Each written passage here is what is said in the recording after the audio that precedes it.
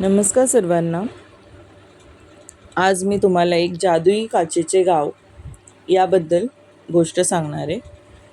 एका काळी एका गडद जंगलाच्या मधोमध एक सुंदर काचेचे गाव होतं. या गावाला काचे सुंदर म्हणत, कारण हे गाव एका जादूगाराने बनवलेलं होतं. गावातील प्रत्येक घर, झाडं, फुलं आणि अगदी रस्तेही काचेतून बनवलेले होते. दिवसभर त्यातून चमकणारा सूर्यप्रकाश गावाला सोन्याचा रंग देत असे, तर रात्री तारे त्याला निरनिराळ्या रंगात रंगवत.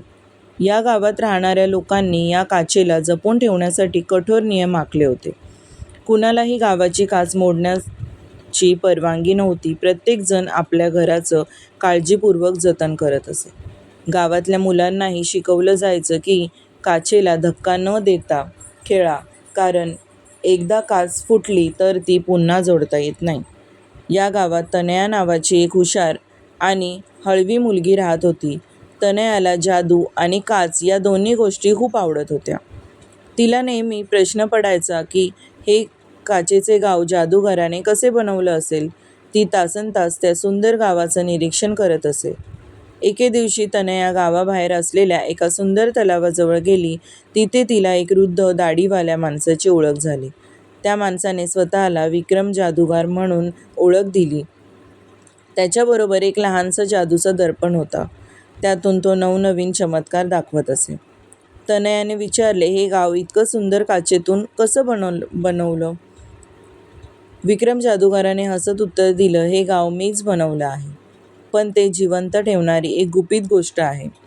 तनयाच्या चेहऱ्यावरच्या उत्कंठेने विक्रम जादूगार अधिक बोलू लागला, ही काच साधी नाही, ती एका जादूची ताकद असलेली आहे.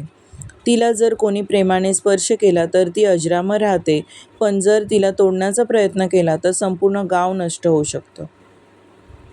गावात परतल्यावर तनयाला जादूगाराने सांगितलेल्या गोष्टीचा विचार येऊ लागला.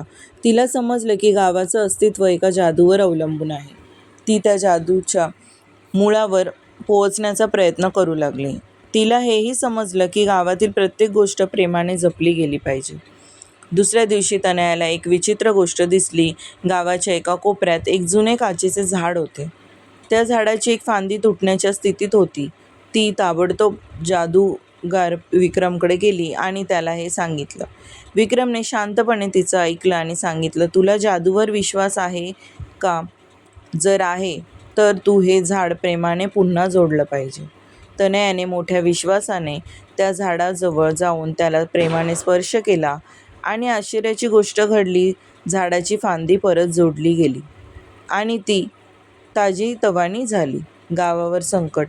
गावात सगळं सुरळीत चाललं होतं, पण एक दिवस काही बाहेरचं लोक गावात आले. त्यांना काचेसुंदरचं सौंदर्य पाहून अतिशय कौतुक वाटलं. त्यांनी त्या गावातल्या लोकांना सांगितलं की ते काच खूप मौल्यवान आहे आणि त्याचा उपयोग खूप गोष्टींमध्ये होऊ शकतो. या बाहेरच्या लोकांनी काच तोडण्याचा प्रयत्न केला, पण त्याचवेळी गावातील सगळ्या गोष्टी एका हलक्याशा कंपामुळे हादरू लागल्या. तनया घाबरली होती. तिने तात्काळ विक्रम जादूगाराला बोलावलं. जादूगाराने गावाच्या लोकांना एकत्र केलं आणि सांगितलं की जर तुम्हाला हे गाव वाचवायचं असेल तर तुम्हाला सर्वांनी मिळून एक संध होऊन गावाचं रक्षण करायला पाहिजे. गावातील लोकांनी काचेसुंदरचं रक्षण करण्यासाठी एक नवीन योजना आखली. त्यांनी काचेच्या घरांना, झाडांना आणि फुलांना प्रेमाने स्पर्श करून त्यांना बळ दिलं. तसंच बाहेरच्या लोकांनाही समजावलं की हे गाव फक्त त्याच्यासाठी आहे ज्यांना त्याचं महत्त्व कळतं. तनया आणि गावातील मुलांनी एकत्र येऊन एक सुंदर गाणं बनवलं, जे गावाच्या प्रत्येक कोपऱ्यात ऐकू येत होतं. या गाण्यात प्रेम, जपणूक आणि एकात्मतेची भावना होती, ज्याने गावातील प्रत्येक गोष्टी आखणी मजबूत झाली.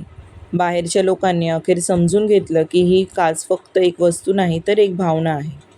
तनयाच्या मेहनतीमुळे, या गावाच्या एकतेमुळे काचेसुंदर पूर्वीसारखं सुंदर आणि शांत राहिलं.